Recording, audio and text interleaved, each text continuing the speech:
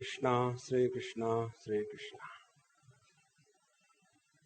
Gurur Brahma, Gurur Vishnu, Gurur Devo Maheshwaraha, Guru Sakshat Parabrahma, Tasmai Shri Gurave Namaha, Tasmai Shri Gurave Namaha. There are two approaches to life. One is from the standpoint of an individual, how we look at the life. And the second is how the individuals are looked upon from the absolute standpoint. These standpoints define the quality of life differently. And therefore, the principle established is, from the relative or individual standpoint, when we look at the world becomes too much. And why me? This becomes a perpetual question. There was one person gone through a lot of problems of life. And then, when you are problematic, when we fail everywhere, then we reach the Babajis. So, Babajis are, problem attractors. They attract problems. So, he came. He said, Swamiji, I have been going to Satsang, I go to temple, I read Ramcharitmanas every day. I have not done any harm to anybody. In spite of that, all the problems come to me. So please tell me, why me? I say, why not? Har sawal ka sawal hi jawab ho. Now see, the world becomes too much for us when we become too little. See? The strength of the world is borrowed from our weaknesses. If we are weakling, the world becomes strong. If we are strong, the world cannot cow us down. Therefore, the scientific approach to life will be, change your position. If we consider ourselves to be a doormat, and then complain, every person walking in and going out of the door is wiping their shoes on my face. You are easily available, therefore. See? If you are a wall hanging, nobody can try to put his feet there. So you decide what exactly you want from your life. And therefore, here the teacher is helping us to develop a vision. Please remember, the scientific vision and the vision of an ignorant person. What is the difference? A student who has not yet entered the medical college, he looks upon the people as human beings. Then he goes through the treatment of medical science. And then he develops a vision. And what is the development of the vision? He doesn't look upon the people as human beings. He looks upon them as the patients. See the difference? So what is that? Because of which a human being has become a patient? Change in the vision. In the same manner, when we are studying the scriptures, what is happening or what should happen is our vision should undergo change. If our vision doesn't change, all the time that we have been spending is a sheer wastage. Therefore, the teacher has told us that being of the modern age, we have become so objective that our personal life is influenced by the objective dominance. For example, the so-called overdeveloped countries with total freedom, they are the slaves of the media. What type of clothing they should put on, the TV decides. What is the type of brand they should put on their body, the TV decides. What is the type of food they should eat, the TV decides. See? There is one child, a South Indian child. He goes to a school, a Marathi dominated school. I was so thrilled. This is how you learn in this world. So, because most of the children are Marathi, so they bring in their tiffin poli bhaji. Now, he being a Saudi means South Indian. He being a South Indian, his mother gives sometime dosha, sometime idli, sometime something, or sometime chapati and sabji. But he said, no, I don't want chapati and sabji. I want poli bhaji. Now chapati and sabji, poli bhaji, they are synonymous. So his mother was telling Swamiji, I don't know what to do with this fellow. I said, you don't do, change the words. Okay, today take poli bhaji, give the same chapati sabji. He will be very happy. See, just change your vision. Everything will change. So here the teacher has told us, we are the victims of our objectivity in knowledge. And therefore, if you try to understand the absolute vision without giving up the relative standpoint, you will never be able to understand. See? This problem is the root cause of all the differences in this world. Now take an example. The eternal problem of mother-in-law and daughter-in-law. Now what is the problem? The problem is the standpoint of the mother-in-law can never be understood by the daughter-in-law. And the standpoint of the daughter-in-law can never be understood by the mother-in-law. So what is to be done? So one such a case came to me for handling. I said, why don't you change the spelling? Or why don't you change your expression? Don't say mother-in-law. Say mother-in-law. Don't say daughter-in-law. Say daughter-in-law. See? Gujarati pronounce law as low, isn't it? God as God. So mother-in-law. The moment you change this attitude, everything will change. So, the first step, give up your obsession to understand the absolute by holding on to the relative. This is the basic principle of life. When we are in India, we will be fighting between Karnataka versus Tamil Nadu. Continuous fighting. And when, by God's grace, other countries attack, then hum sab Bharatiya hai, we are all Indians. For what? For fighting mutually within the country. The moment you develop an absolute vision, in that absolute vision, all the relative things get dissolved. There is only one way, there is no other way. And how to get out of it? Give up the obsession of understanding from the relativity.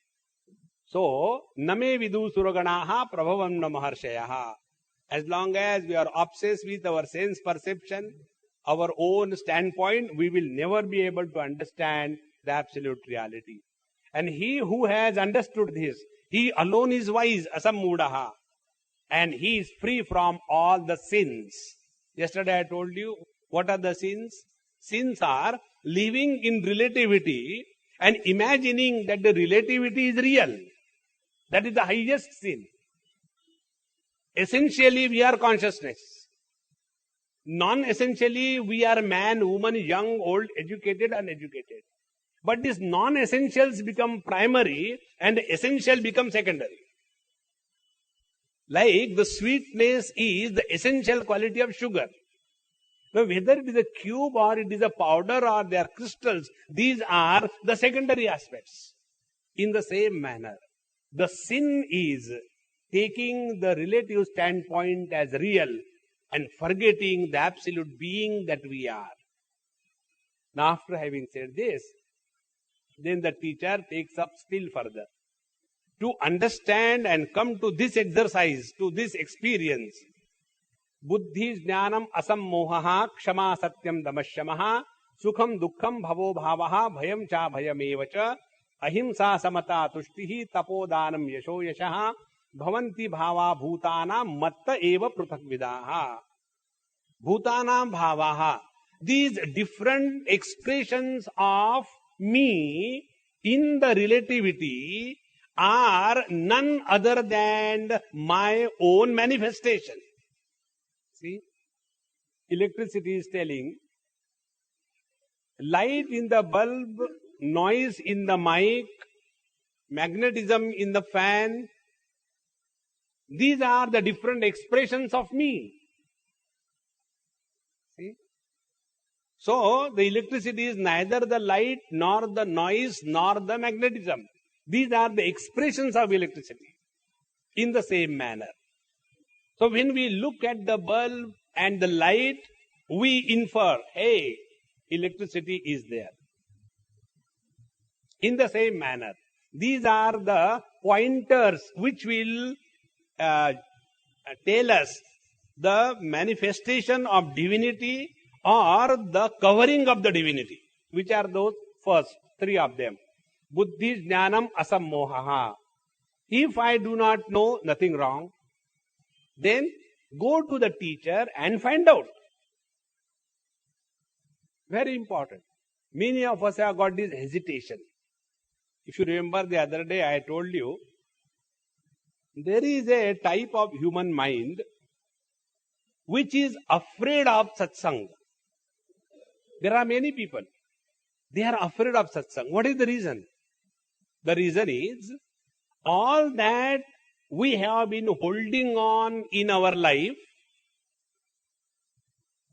as who I am, what this world is, what that God is, what is the sin, what is the merit, what is the achievement, all these imaginations or the concepts that we were holding and honoring as real, they all get shattered the moment you come in satsang.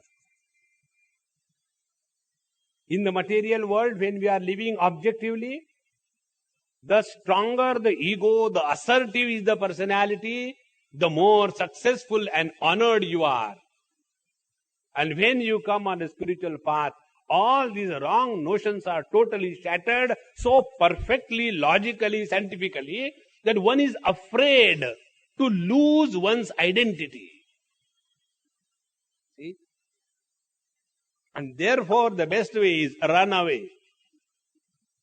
So, if we do not know about our own self, never mind, go and find out. Because all the problems begin from this I.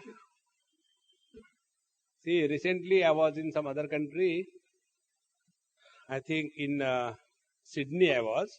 There we had a series of talks. After the talks were over, my friend asked me, Swamiji, you are not telling what is the title series, series of this particular title. You are giving talks every day. We don't know on what we are listening to. I said, that is how the names of the books are born. They first of all write the book and then write the introduction. So, I said, okay, write down the title. I to I. So he has written E-Y-E to E-Y-E. I said, no. I to I means small I to capital I. This is the journey. As an individual, if you are absolutely happy, you don't need to go anywhere. One day, one person asked me this question. The topic discussed was, be happy without reason. That was the topic. So on the last day, this question answer series was asked, this question. Swamiji, If somebody is happy by indulging, drinking and drugs and being flirt and all that, why should he study Bhagavad Gita? I didn't reply. He said, Swamiji, you are not replying my question. Don't you understand? Again I repeat. Every doubtful person has this doubt that the questionable authority doesn't understand. So he asked the question again. Swamiji, if somebody is happy by drinking drugs and enjoying the worldly extrovert life, why should he study Bhagavad Gita? I said, look here, why you should bother about somebody? See, this is very important thing. There is a Zen story. Yesterday I was reading.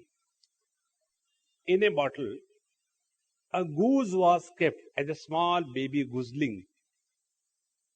And the bottle is very strong, glass bottle. And then in that bottle, that gooseling was fed sufficient food. And slowly, naturally, that gooseling will grow up. Now the riddle is, don't break the bottle, don't kill the goose and take it out. See, riddle. Friends, riddles have a reply. Mystery doesn't have a reply. Life is not a riddle, it is a mystery. And when you want to solve the mystery of your life, you have to recognize that your question is invalid. We ask a question which are not valid questions. Isn't it? Like yesterday, Rupal asked me some question. So, I said, according to this, your question is invalid. Yes. Then there is no answer. Now see how simple it is. Now the riddle is, the consciousness is caught up in the web of the thoughts. So how the consciousness can be released from the web of the thoughts? This is our problem. I am in such a mess of my life. How I can come out of the mess of my life? First of all, find out, are you really in a mess? Then you will come to know you are not in a mess. You are the illuminator of all the mess. Mess is not there. So in that story, the teacher replies, hey Rico, come on. What? The goose is out. Where is the goose? The question was wrong, therefore there cannot be any reply. So I asked that man, I said, look here, when you go to the doctor, do you ask a question like this? Doctor, these days, what is the condition of the dysentery? You don't ask a question to a doctor about a national health. Isn't it? What is the status of the national health as regards the cancer is concerned? No. You go to the doctor, you tell, doctor, I am losing everything from below, please plug. Is it not? I said, your question, if somebody is happy by drinking and going here and there, why should he study Bhagavad Gita? This question is not valid. Let that buddy ask, why you worry? Are you appointed as a lawyer for him? Power of attorney? No. I said, I know this is not your question. Or is it your question? You was caught. If it is your question, I will reply. But I know this is not your question. You are just asking for the benefit of the world. Great people always do like that. So assuming this, I am answering your question. Then I told him, if somebody asks this question, after eating this menu, your stomach becomes totally free.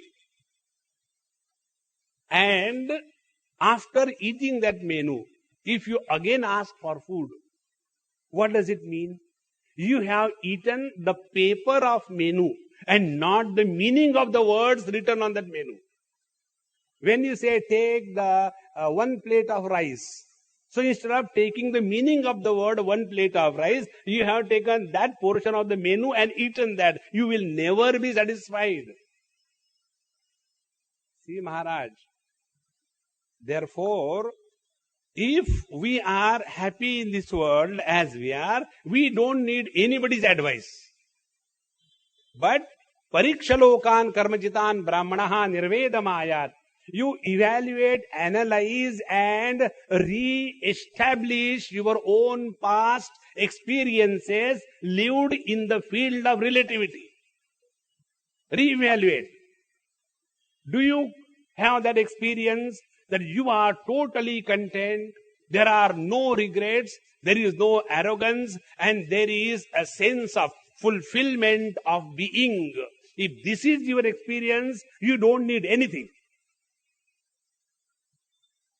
And we can't deceive others. We deceive ourselves the most.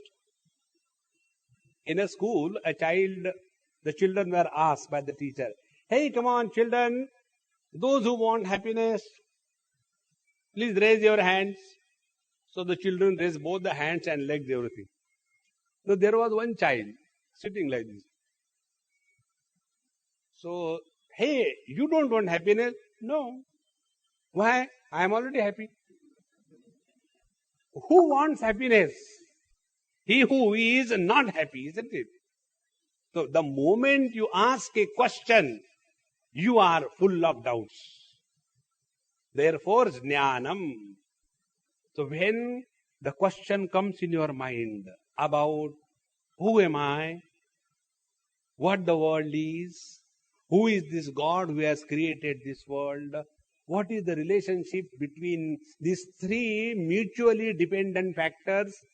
Jiva, Jagat, Ishvara. God, the world and the individual soul. They are mutually dependent entities. Which are these three?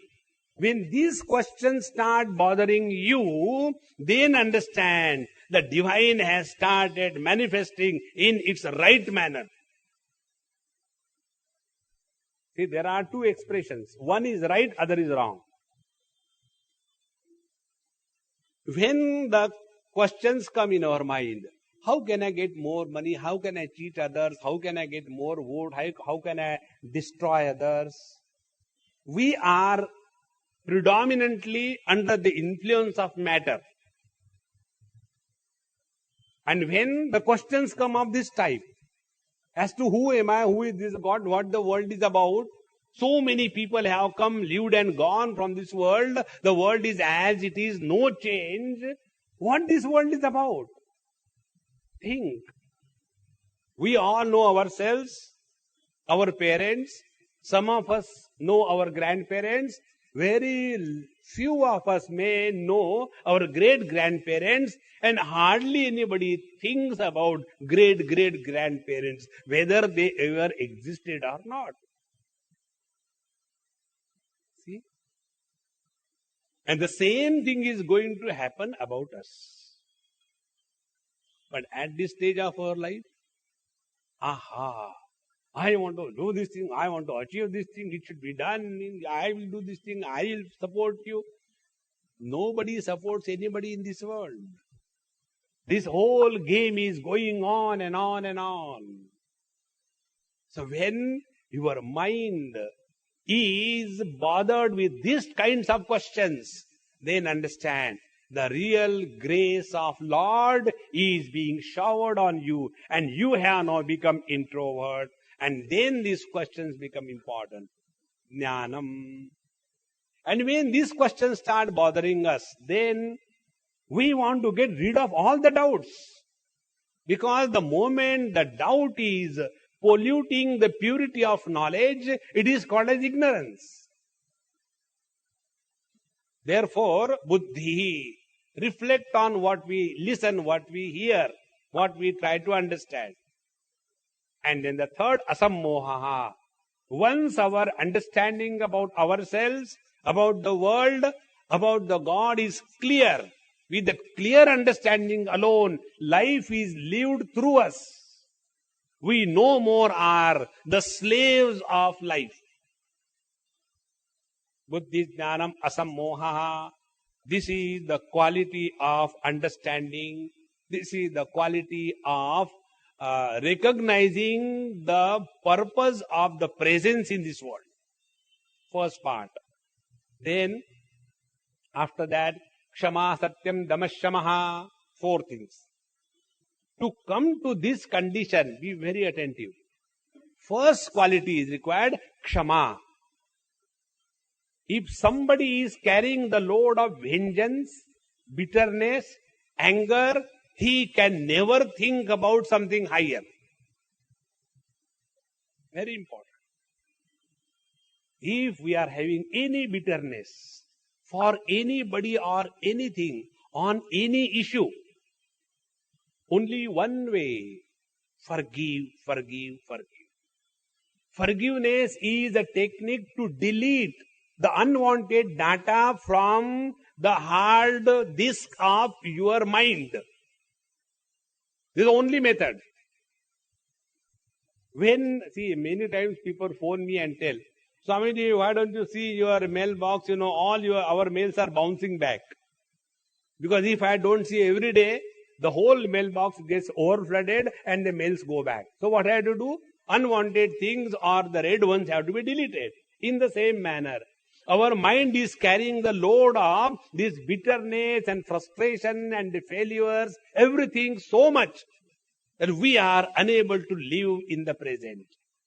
When you forgive, you come in the absolute present. I'll tell you one very peculiar thing happened. One lady, about few years before, she met me somewhere in India only, probably south or somewhere. A Sindhi lady. Cheerful, happy, ha ha, hoo hoo, going on. And she used to come for my talks.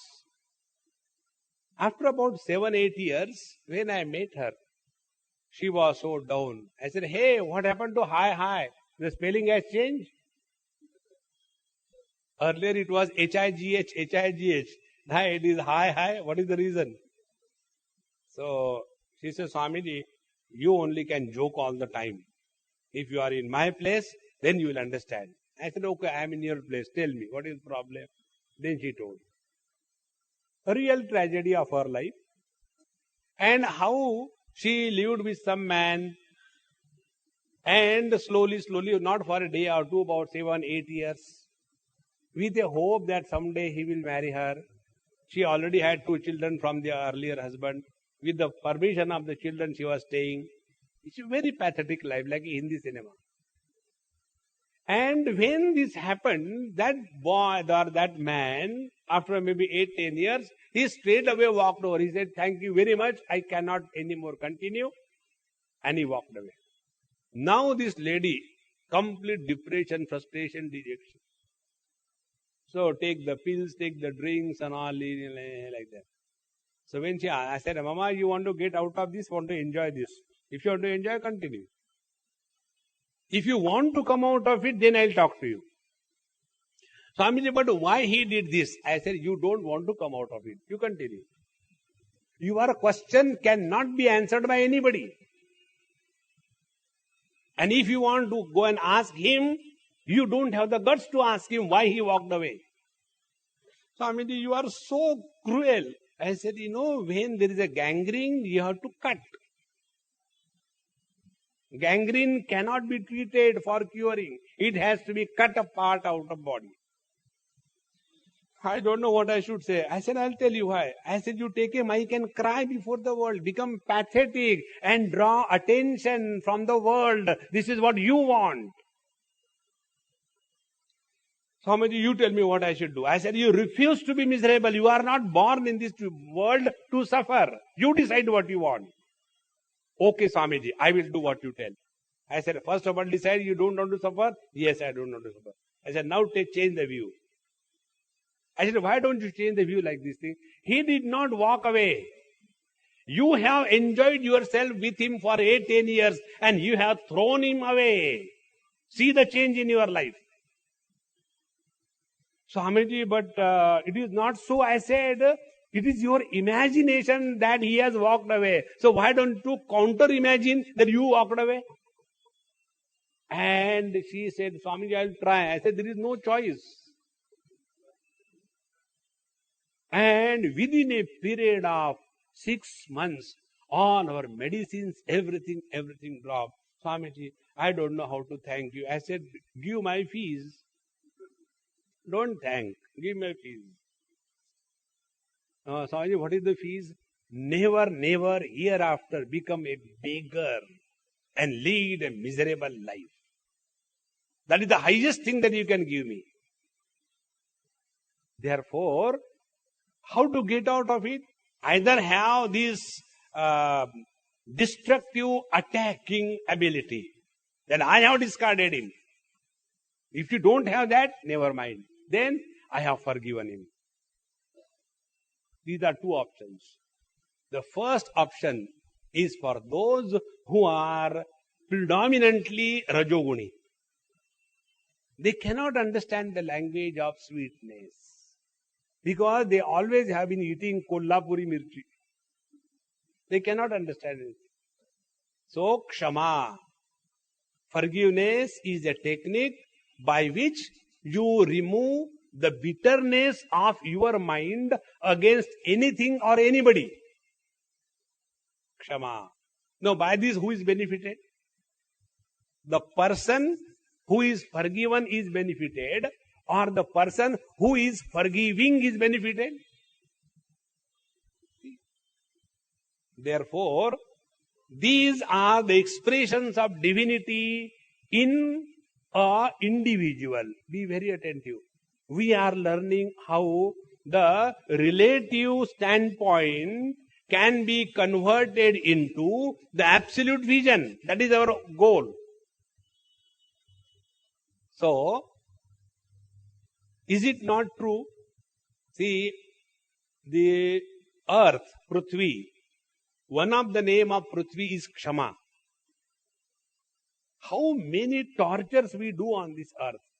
Isn't this earth forgiving us everything? Therefore, when you grow, forgiveness becomes natural. If it is a small room, 10 by 10, and in that 10 by 10 room, if there is a dead rat rotting, how dirty smell it will be? Now, millions of dead bodies are rotting in the total open space around the globe. Nothing is happening to the total space. Because as you grow from the small to the infinite, you become naturally forgiving. And therefore, forgiveness is a technique by which you get out of the limitations of relativity and come to discover the glory of the Absolute. Therefore, when God forgives us, He has no choice. See? Like the sun gives us light. He has no choice. Let us give Him a challenge. Hey, don't bother too much. If you want, take away your light. He cannot. See? Kshama.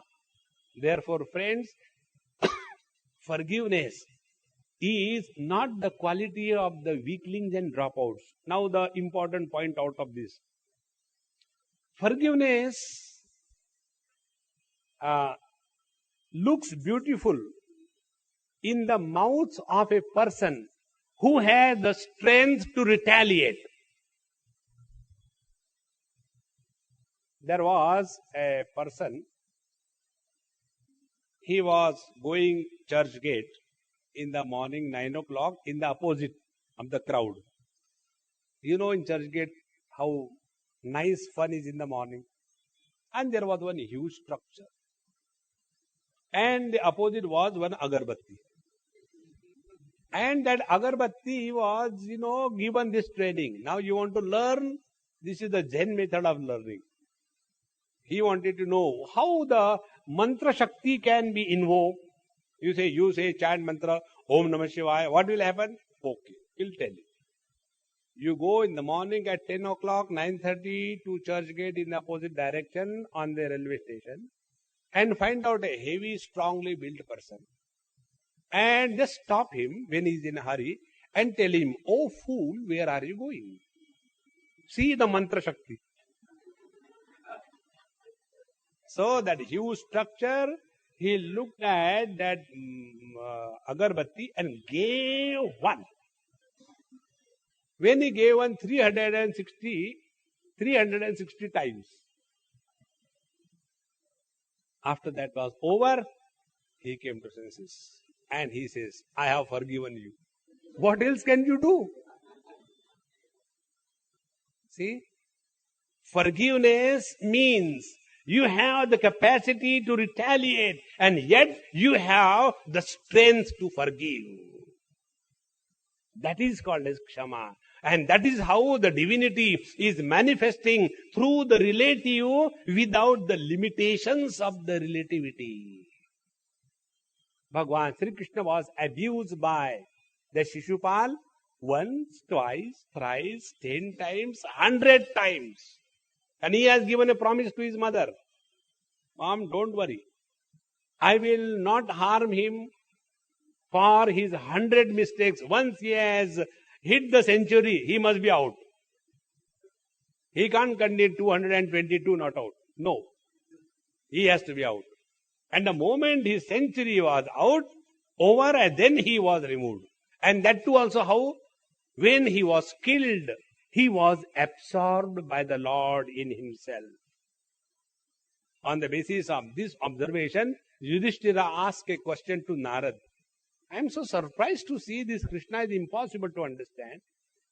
First of all, that Shishupal was abusing. He kept quiet. And then he killed him. And when he killed him, his Atma, his self, that the flame of life, came and was absorbed in the Lord himself. What kind of person he is? See? Can the ocean hate a wave? It is not possible. Therefore, two things have come out. Expression of the divinity, the absolute, through the relative, is in the form of the ability to retaliate but the strength to forgive. When these three things are put together, understand, we are slowly changing from the relative standpoint and getting established in the absolute. Kshama, then Satyam. Now, what is the meaning of Satyam? See, Satyam is when our experience is transferred to the listener in such a manner that our experience is 100% experienced by the listener. That process is called as Satyam. See what it means. Try to understand through this example. Suppose you have to talk on a topic like childhood of Ramakrishna Paramahamsa. So what will you do? You will go to RK Mission first. Collect few books. Prepare some notes. And then always you will be talking in third person singular. He was like that, he was born there, this is what happened, he went here, he did. And how long will you talk? And in that you will have to struggle to remember after that whether he was born first or he was realized first. I don't remember. Let me see. Struggle will be there. And if after that is over, which you are prepared for 1 week, and after that, if you are asked, now tell about your childhood, then it is difficult to plug our mouth. Because we have lived our childhood. Therefore, when we talk about our experiences, we are inspired.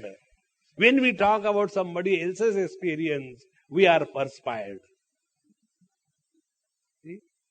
Therefore, Satyam is, be very attentive, Satyam is the expression of the reality that you are through the medium of words in such a manner that your experience is replayed in the hearts of others. That is called a Satyam. Therefore, when the thoughts have their origin objectively, they are asatya. When the thoughts have their origin, subjectively they are Satya. Thoughts are born from two sources. One is the objective, second is the subjective. So, Kshama, Satyam.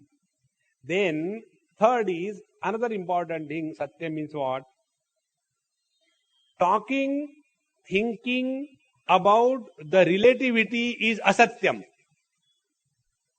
Talking, thinking about the absolute is Satyam. So, how it is? When we talk about the space, it is Satyam. It is the truth. When we talk about the north, east, west, south, it is Asatya. Because north, east, west, south, these are not the realities. This is only a relative superimposition on the absolute space. See? Therefore, Satya means never getting influenced by the relativity and getting established in the absolute standpoint is Satyam. Then Damaha. Damaha doesn't mean the dam maro wala damaha. Dam means the control over our senses. Now see, you try this. This is all wonderful experiment if you do in your life. Before you are told by the doctor, stop eating sweets or stop eating rice or potatoes because you are becoming a round figure, before that, you decide that I want to stop eating sweets. And then the sweets will start coming to you in huge numbers. It happens automatically. And when the sweets start coming to you, I have decided, but nobody knows about it. It's only I know. So I'll start from tomorrow. And you eat. And thereafter, regrets. I don't know why can't I control it. I shouldn't have eaten that. So, when we become victim of the temptations for the senses, we are weaklings. Then who is the really strong person? Let there be all the temptations of the life available, point number 1. 2, let you have all the strength and ability to indulge. Point number 3, you have the freedom to indulge to your satisfaction, and yet you control yourself. That ability is called as Damaha. And who can have this? He who has discovered the source of happiness within and not without. Why we indulge in the world? Why we go and have so much of interaction with the world? Only for one reason, for getting happiness. Isn't it? The pravritti and the nivritti, the involvement in the world and the withdrawal from the world, both of them have the same purpose, and that is getting happiness. And therefore there is a constant struggle, either get involved in the world or stop. No, I am very strict, I will not eat. Both these things are the victimization of the senses.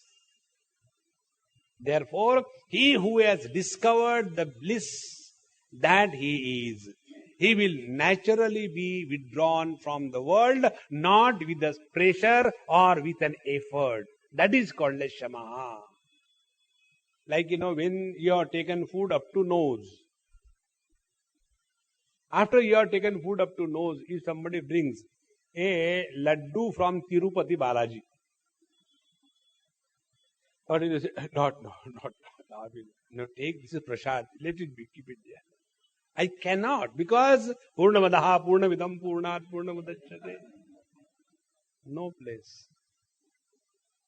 So, Damaha is an expression of discovery of the source of bliss that you are. Damaha. Then Shamaha. The slavery to the senses becomes stronger when we become the slave of our mind. See, in the third chapter we were told by the Lord, the weakness or the virus of desire is called as weakness. The virus of desires infects our vitals in a systematic manner. First, it infects the sense organs. Then it migrates, metastatizes in the mind. And then from the mind it goes into the intellect. 3 stages. So when the desires are living at the level of the senses, we can control them. When the desires have gone in the mind, and if we have to give up something, then we become sentimental. You always say like that, I will not eat this thing, but I like it. But beta, you are becoming round figure, don't eat it. It has become an emotional corruption. And we go one step further. When that virus of desire has gone in the intellect, look here, my child, your love, etc. is okay. But this is the family where you will never be happy. You have lived in such a manner, all your independent room, big house, everything is wonderful. Here they are staying 360 people in 10 by 10. Daddy, you don't know what love means. Now, that desire to get married to that boy has gone in his intellect, in her intellect so much that she is not open to reason. 3 things. So, here Shamaha. Now, there is no more emotional weakness. Such a person alone is able to express the emotional beauty through him. See, when we are emotionally weak, we are corrupted very easily. Anybody can take us for a ride.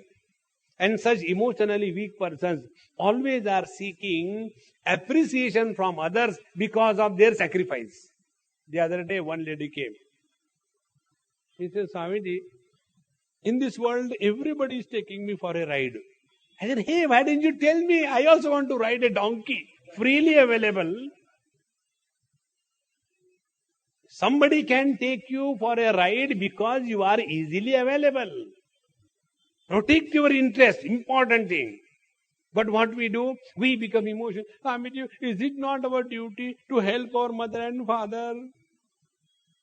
I said, if you are helping your mother and father, why are you crying? You are helping only because of goody. But the same mother and father are destroying your personal life, your husband, your wife, your everything. What about that?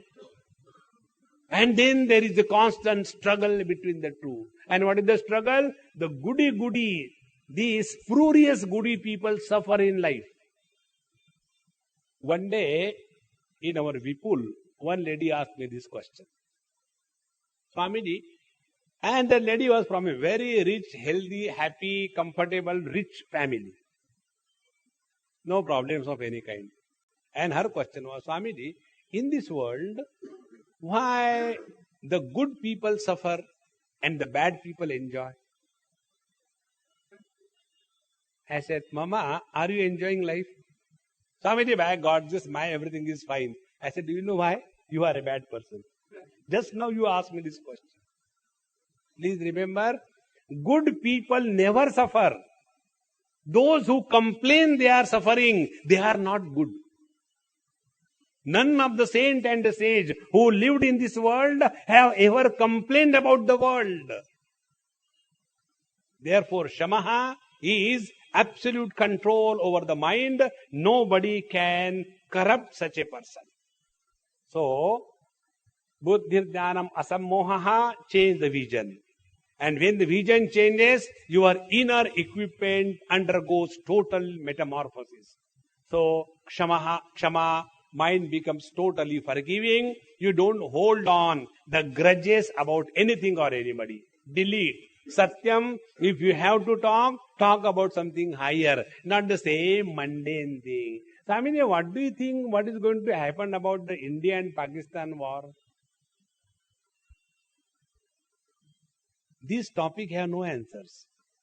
Let us allow this to be done by the politicians. What they are only for that purpose. One person even said in one of the introduction, my talks were inaugurated by somebody, one social worker. I don't remember his name now. And in that, social workers are those who are wanting to change the whole world according to their design. They are called social workers. So he said, Swamiji, I have heard about you. You are a great exponent of Bhagavad Gita. Why don't you do something that the Bhagavad Gita is given in the hands of the politicians, therefore they will improve.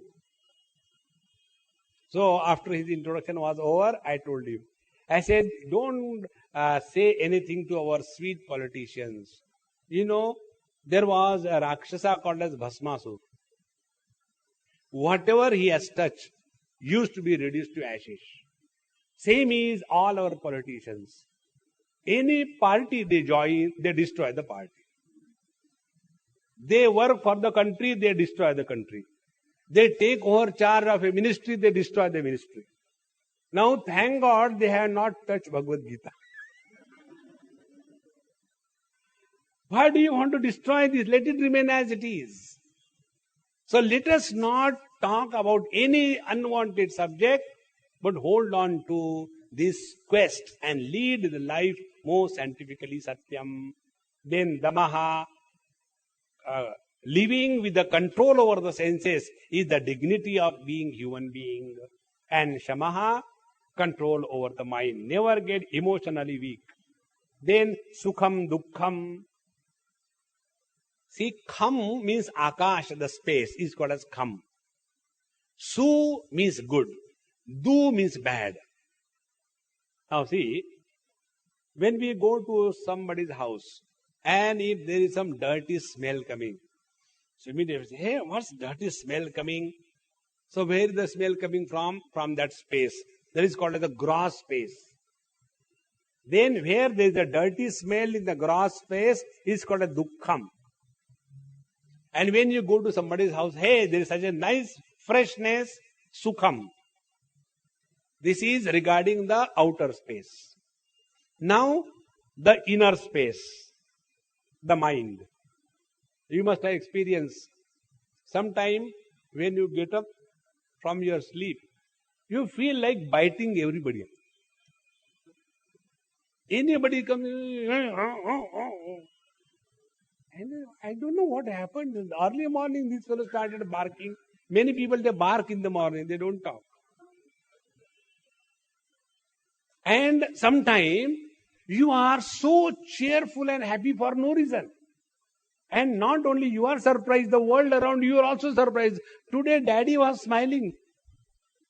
Normally this fellow never smiles. So when somebody is happy, somebody is smiling, meaning his Hridaya Akasha, his space in the mind, he is so happy. So be attentive. This good mood or bad mood, both are possible only because of the divine presence. See, what has come to you, more than that, who has sent it to you is more important. See, sometime, when I go somewhere, if I remember, I get some gift. Now, I have seen, it's not that the people to whom I give, they need it. It's not that. But the question is, I went to Mauritius once. And then they took me in that big shopping mall. Swamiji, what do you want? I said, don't want anything. Everything is available in India. No, you please take something. I said, okay, let me take a round. And in that round, I saw some biscuits, which one old man in Bombay likes. So when I saw those biscuits, I bought them. And when I came to Bombay, I gave those biscuits to that man. A man of 90. When I gave him those biscuits, he started crying. I said, if you don't like, don't take, don't cry.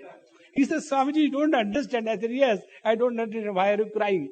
He said, Swamiji, you went there and in all your busy things, you remembered me, that I like this, and you brought it for me all the way. See. Sukham. This experience is possible because of the divine presence. And you insulted me before everybody. When I came, you did not even say thank you for the namaskar. There is one girl, when she does namaskar to me, to her I have to say thank you. What else can you do to them? So, both these expressions, Sukham, Dukkham, are possible only when the divinity is pulsating through us. Sukham, Dukkham. Then further, Bhavo Bhavaha, the presence and the absence. Everything in this world, be very attentive, is recognized by us as something that is present. You catch this point, it is a very subtle point. I can see this mic number 1 and I can see this mic number 2. These two mics are known by me as existing. This mic is existing, this mic is also existing. Why they have become two? Because in between the two mics, there is no mic. So what I have received now? I have perceived two things. Presence of the mic and the absence of the mic. And the absence is also recognized as presence. There is an absence of the mic. And there is the presence of the mic. So this perception of presence and absence is possible only because of this divine reality. This is one simple example. Now go at a total example. The waking and the dream experiences are possible because of this supreme self, the reality, as everything is perceived as is.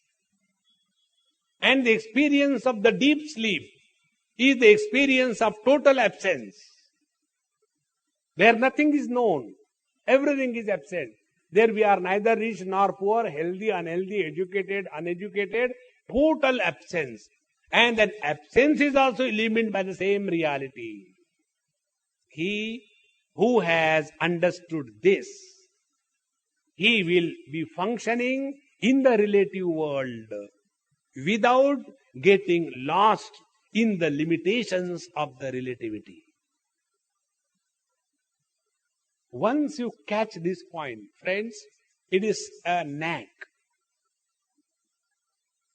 When you go to the swimming pool and then you read all the books on swimming and all that, you can never learn unless you jump into the water. But unless I know swimming, how can I jump? Then you learn and then jump. But unless I jump into the water, how can I learn? Then you jump into the water. You are creating confusion. No, there is no confusion. So how to start? Without knowing how to swim, you jump. And start learning. And when you start learning, a time will come. You will yourself not know when you learnt it. Can you point out a pinpoint moment that at this very moment, on 30th of February at 11:23, I learned swimming? No. Not possible. Why? There is no 30th of February. So, in the same manner, this is just a knack. The moment you get it, and friends, when you will get, you don't know. It can happen any moment. Sthitva syam antakalepi brahma nirvana mrchati. In the second chapter, the teacher told it. This can click at any moment in life. And therefore, our spiritual practice is a continuous process. Don't bother when. It will be any time. Like scientific discoveries are never made at a particular time, 10 to 5. Those who are the scientists appointed in the government jobs, they do no research. They only publish research papers because they create data. creation of data can be done through computer. They don't work. Because their ultimate is what? If I publish one paper, I get my increment. Think. Therefore, this is a continuous process. Sukham, dukkham, bhavo, bhavaha. And then further, bhayam cha bhayam eva cha. Bhayam and abhayam. Both fear and fearlessness are equally important in our life.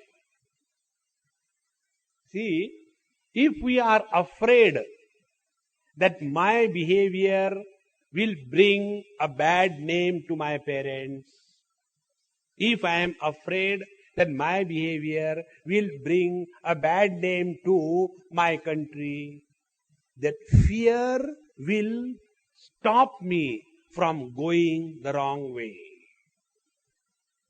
Fear is not bad, provided it is utilized properly. So, that fear is also an expression of the divinity in our heart. Bhayam.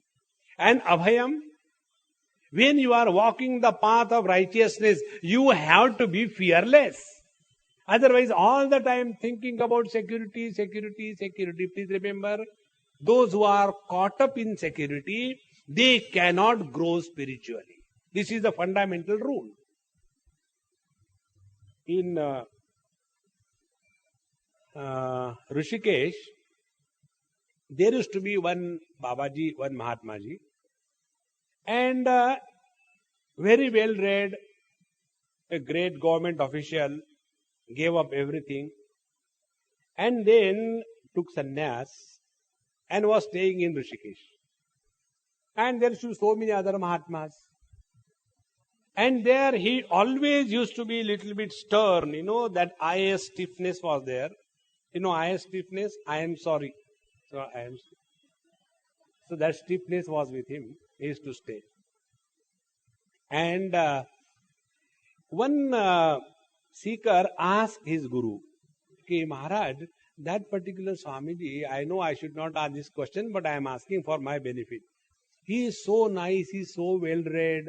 But what is the reason? That nobody wants to go and talk to him. He feels totally isolated. What could be the reason? So that great Mahatma told, do you know why? He has his pension to take care of him. And he looks down upon all other Mahatmas. I am living on my pension. Not like you, going in the Annakshetra and standing with a kamandalu in the hand. And then they say, hey, Mahatma ji, line mein ho jao, be in the queue. And then here, I don't go and beg. Because I am here only for meditation. Friends, this sense of security takes you away from the Lord. Very important. Therefore, fearlessness, when it is in and through up to the bone marrow in our personality, then understand our vision is slowly changing from the relative standpoint to the absolute standpoint. So, buddhi jnanam asammoha kshama satyam damashamaha sukham dukkham bhavo bhavaha bhayam cha bhayameva cha. Then, this is the expression of the divinity through us. Now, for allowing this expression of divinity through us, we have to prepare ourselves. Now, the preparation is also possible because of the divine sanction. What is that preparation? Ahimsa, samata, tushtihi, tapo, danam, yashaha, ayashaha. All 6 of them. First, ahimsa. See, ahimsa means what? Ahimsa cannot be a national character. Please remember this. Ahimsa cannot be a character of a group. Ahimsa is not a quality to be honored by a totality. Ahimsa is an individual phenomenon. For example, the ahimsa for a Brahmin, ahimsa for a Kshatriya, Ahimsa for a Vaishya and ahimsa for a Shudra have a different meaning. For example, somebody is Kshatriya means a warrior, and he is on the battlefield like Arjun was, and there, instead of fighting the war, he starts talking the language of ahimsa. Katham Bhishmamaham Sankhe Dronam cha Madhusudana. Oh Lord, how can I kill them? Then on the battlefield, have you come to a maternity ward or what? There you have to kill the people. So killing the people on the battlefield is the definition of ahimsa for a Kshatriya. Think. But if we make ahimsa as a national character, we invite enemies from all around the world because we have become weakling. Bhagavan Krishna doesn't talk about this foolish kind of approach to life. If it is required to ampute a leg for the betterment of the total body, cut it out. Our philosophy, our approach to life tells. See, this is very important. Don't forget, we are trying to look at the world from the absolute standpoint, although living in the relativity without getting influenced by the limitations of relativity. Don't forget this basic thing. The rule is, for the maintenance of the healthy leg, if the small little toe is required to be chopped off, it should be done. For the maintenance of the total body, if the whole leg is required to be chopped off, it should be done. See? In the same manner, for the betterment of locality, if one small little thing has to be sacrificed, it should be done. It is not himsa, because your attention is on the totality.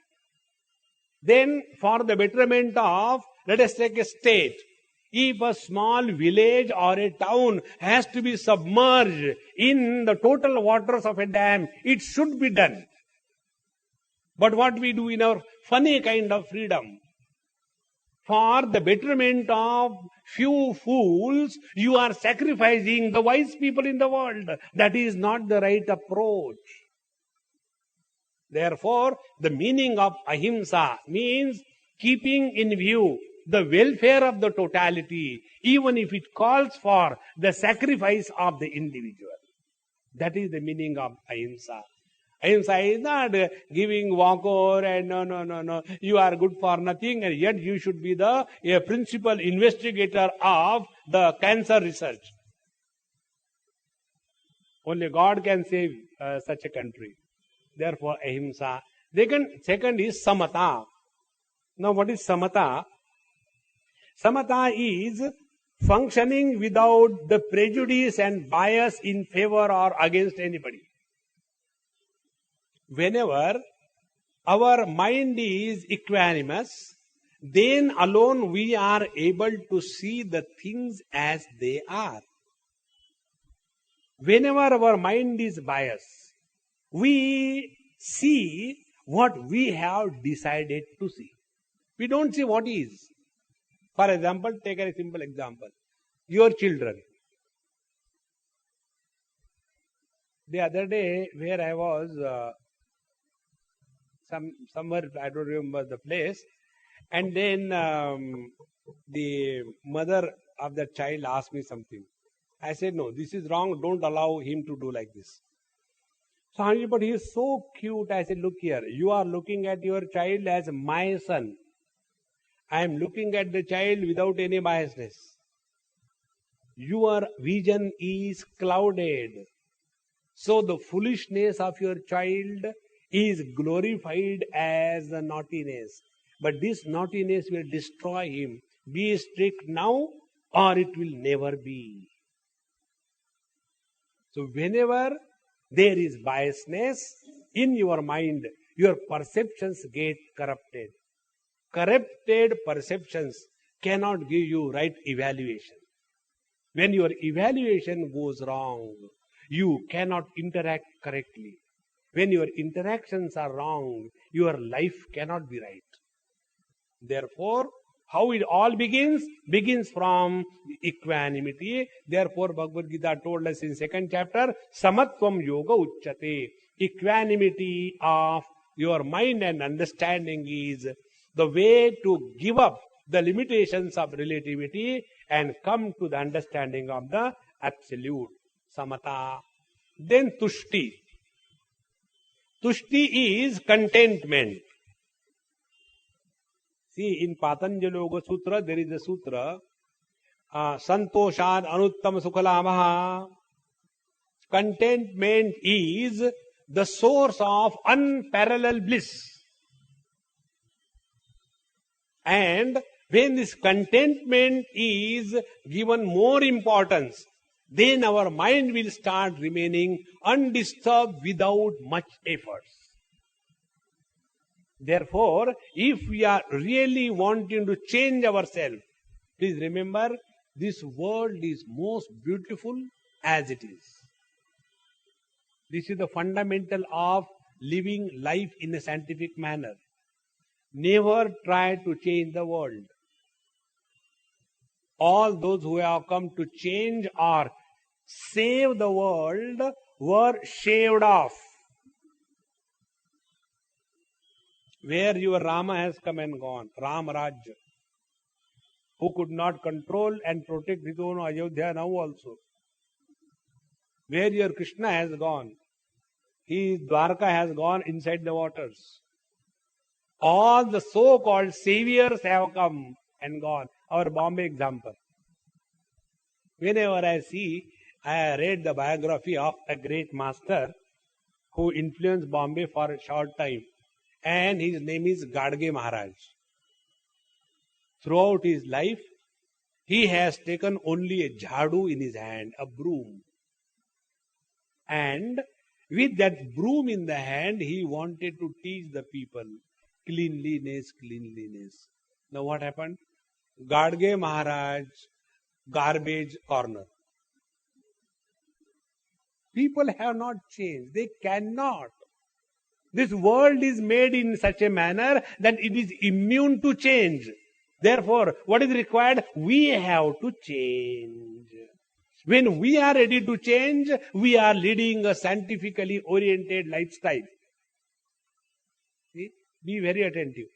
When we are discovering something in science, are we asking the laws of nature should change? Or we change according to the laws of nature? Think. In the same manner, if we really mean a business to live our life scientifically, remember, we have to change. The world has never changed. It will never change. The result will be, you will be content with what you are, with whatever things around you are. But whenever we want everybody else around us to change, we are digging our own grave. The remaining thing we'll see tomorrow. Om Purnamadaha Purnamidam Purnaat Purnamudachyate Purnasya Purnamadaya Purnamevavashishyate. Om Shanti Shanti Shanti. Harihi Om. Shri Gurubhyo Namaha. Harihi Om.